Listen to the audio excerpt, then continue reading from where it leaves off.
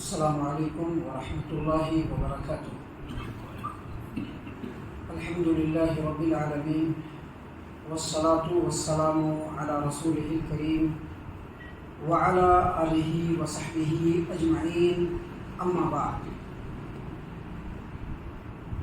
عن نافع عن عبد اللہ بن عمر رضی اللہ عنہما عن عمر بن الخطاب رضی اللہ عنہ انہ قال یا رسول اللہ انی نظرت فی الجاہلیۃ ان اعتکف لیلۃ فی المسجد الحرام فقال له النبی صلی اللہ علیہ وسلم اوفی نظرک فاعتکف لیلۃ، رواہ البخاری فی صحیحہ فی ابواب الاعتکاف۔ محترم سامعین اکرام، صحیح البخاری ابواب الاعتکاف حدیث نمبر 2042۔ نافع عبداللہ بن عمر رضی اللہ عنہما سے روایت کرتے ہیں، اور وہ عمر بن خطاب خلیفہ راشد رضی اللہ عنہ سے روایت کرتے ہیں۔ عمر بن خطاب رضی اللہ عنہ نے کہا کہ میں نے پیارے رسول صلی اللہ علیہ وسلم سے پوچھا کہ اللہ کے رسول صلی اللہ علیہ وسلم، میں نے زمانہ جاہلیت میں اس بات کی نظر مانی تھی کہ میں ایک رات مسجد حرام میں اعتکاف کروں گا۔ اللہ کے رسول صلی اللہ علیہ وسلم نے جواب میں فرمایا اوفی نظرک،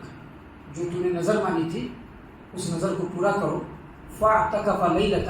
تو سیدنا عمر بن خطاب رضی اللہ عنہ نے مسجد حرام میں ایک رات کا اعتکاف کیا۔ سامعین اکرام، یہ جو حدیث ہے رمضان سے ریلیٹڈ ہے، آخری عشرہ ہے، اس سے اس کا بہت زیادہ تعلق ہے۔ سامعین اکرام، ہم نے پہلے بتلایا تھا اور آج پھر بتلا رہے ہیں کہ دھیرے دھیرے رمضان اپنے آخری مرحلے میں ہے، بالکل ہی آخری مرحلے میں ہے۔ اب ہمارے لیے ضروری ہے کہ اگر کچھ سستی اور کوتاہی ہوئی ہے اس کو نظر انداز کریں، اور آگے جو اوقات بچے ہوئے ہیں اس میں اللہ تبارک و تعالیٰ کی خصوصی طور پر عبادت کرتے ہوئے اللہ تبارک و تعالیٰ کو راضی کرنے کی کوشش کریں، اور رمضان کے جانے سے پہلے اپنی مغفرت اللہ تبارک و تعالیٰ کی بارگاہ میں پیش کریں کہ اللہ تبارک و تعالیٰ ہماری مغفرت فرما دے۔ محترم سامعین کرام، یہ جو حدیث ہے، اس حدیث کے تعلق سے کچھ باتیں جو علمی نکات، علمی پوائنٹس جس کو ہم کہہ سکتے ہیں، وہ سب باتیں ہیں جو ہم آپ کے سامنے مختصراً پیش کر رہے ہیں۔ دیکھیے، اس حدیث سے جو سب سے پہلے ہمیں بات معلوم ہوتی ہے وہ یہ کہ ایک رات کا اعتکاف بھی صحیح اعتکاف ہے۔ ایک رات کا اعتکاف، اگر کوئی آدمی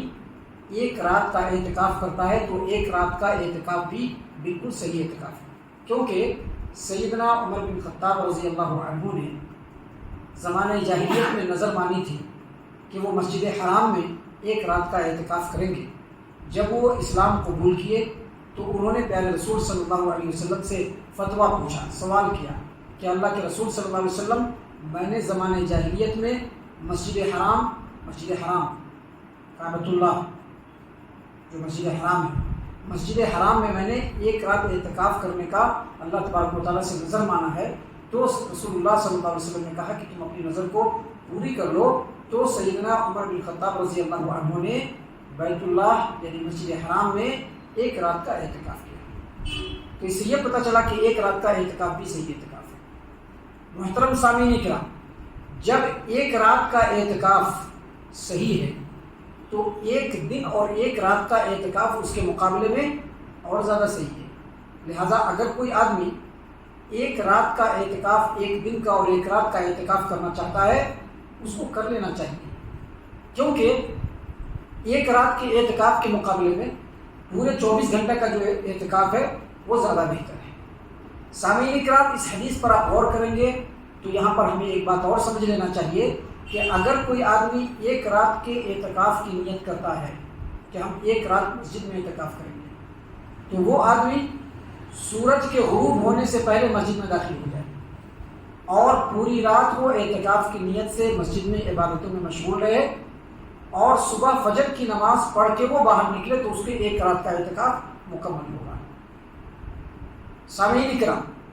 ابھی آخری عشرہ چل رہا ہے،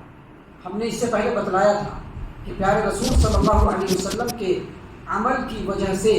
یہ جو آخری عشرہ ہے اس کا اعتکاف مسنون ہے، مستحب ہے، افضل ہے۔ نبی صلی اللہ علیہ وسلم ہر سال آخری عشرے میں اعتکاف کیا کرتے تھے، لہذا اگر کوئی آدمی آخری عشرے کا اعتکاف نہیں کر سکتا ہے یا نہیں کرنا چاہتا ہے تو اس آدمی کے لیے بہتر اور افضل عمل یہ بھی ہے کہ اس آخری عشرے میں ایک دن ایک رات کا یا چند دن اور چند رات کا اعتکاف وہ کر سکتا ہے۔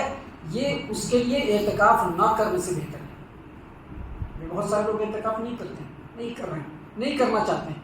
تو ان کے لیے بہتر طریقہ اس حدیث کی روشنی میں یہ ہے کہ وہ ایک دن ایک رات کا اعتکاف کر لیں یا 2 دن 2 رات کا اعتکاف کر لیں، کیونکہ سیدنا عمر بن خطاب رضی اللہ عنہ نے ایک رات کا اعتکاف کیا اور نبی صلی اللہ علیہ وسلم نے اس کی اجازت دی۔ اس کا مطلب یہ ہے کہ ایک رات کا بھی اعتکاف کر سکتے ہیں اور ایک دن کا بھی اعتکاف کر سکتے ہیں۔ اور یہ جو آخری عشرہ چل رہا ہے، اگر موقع نہ بھی ملے تب بھی کوشش کر کے ایک دن ایک رات کا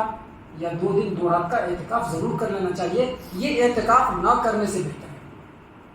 محترم سامعین اکرام، کوئی آدمی اگر اللہ تبارک و تعالیٰ کے لیے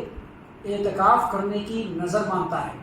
تو یہ ایک ایسی عبادت کی نظر ہے جو اللہ تبارک و تعالیٰ کے لیے اس کو انجام دینا ہے۔ لہذا اگر کوئی آدمی اعتکاف کرنے کی نظر مان لے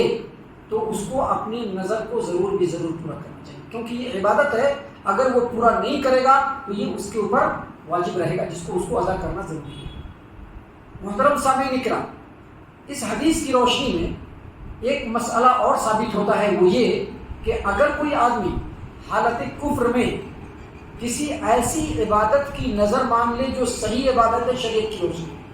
حالانکہ وہ حالت کفر میں ہے لیکن اس نے نظر مانی کہ میں فلاں کام کروں گا اور وہ جو عبادت ہے بالکل صحیح ہے، تو اگر وہ آدمی اسلام قبول کر لیتا ہے تو جو اس نے حالت کفر میں نظر مانی تھی اس کو پورا کرنا اس کے لیے ضروری ہے، کیونکہ سیدنا عمر بن خطاب رضی اللہ عنہ زمانے جاہلیت میں جب وہ حالت کفر میں تھے تو انہوں نے ایک رات کے اعتکاف کی مسجد حرام میں اعتکاف کریں گے اس کی نظر مانی، اور جب وہ مسلمان ہو گئے نبی صلی اللہ علیہ وسلم سے پوچھا، نبی نے کہا کہ پورا کرو، تو اس کا مطلب یہ ہوا کہ حالت کفر میں اگر کوئی صحیح عبادت کی نظر مان لیتا ہے تو اسلام قبول کرنے کے بعد اس کو اس نظر کو ضرور پورا کرنا چاہیے۔